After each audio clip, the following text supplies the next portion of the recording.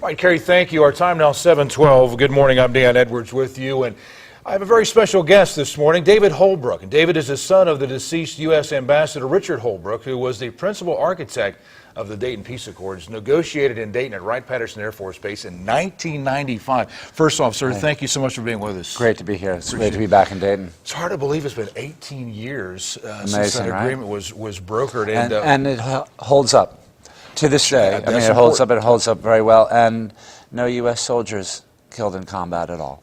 What did your father share with you about that experience?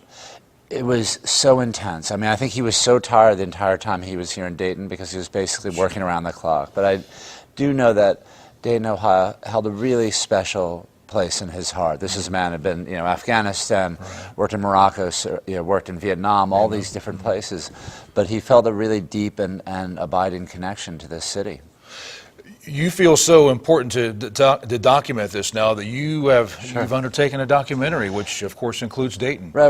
Well, as I was telling you, I used to work in television. At some point, I transitioned to making films, and when my father died, a couple of people said to me, "You got to make a documentary about him." And at first, I was just too raw; it didn't make any sense. But then I started thinking about it, and I realized that here was an historical figure who happened to be my father. Here was a great character, and documentaries the best ones are about amazing characters. Here was an amazing character with an epic story, so I set out to tell it, and I did that by talking to people who worked with him, who knew him best, but also went to the places. So this past summer I was in Bosnia, Sarajevo, we've obviously been in Washington, filming in New York, I'm going to Afghanistan, and Dayton was essential. So I came back here with Chris Hill, who was his deputy during the negotiations, and we filmed yesterday, we're filming today, and it's wonderful to be here. And we hope that you'll bring the finished product back and maybe debut it here in Ohio and Absolutely. Well, it'll be great to screen it here, and I think there are certain places where this film will have a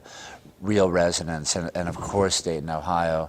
I was and being at the Hope Hotel over at Wright-Patterson, people have come up to me who worked there, and they said, still, and this guy says to me yesterday, it was so exciting here. There were guards on the roof, there was all these things happening, it was very exciting. But he said, all we did was sort of change and help set up the conference room. But he said, I feel like I was a part of the team that brought peace, and I love that, and my father would have too. Well, for a moment, Dayton was on the international stage. Very much so. Very much so, and he was very carefully thought out. It was important for him to come here.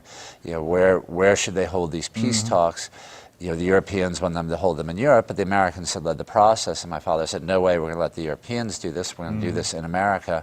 The question was where, and he didn't want to be in a place that was had too much media, had too much of that, so he said, and then Wright-Patterson came up. He could control the environment a little bit more. The people on the base were so helpful.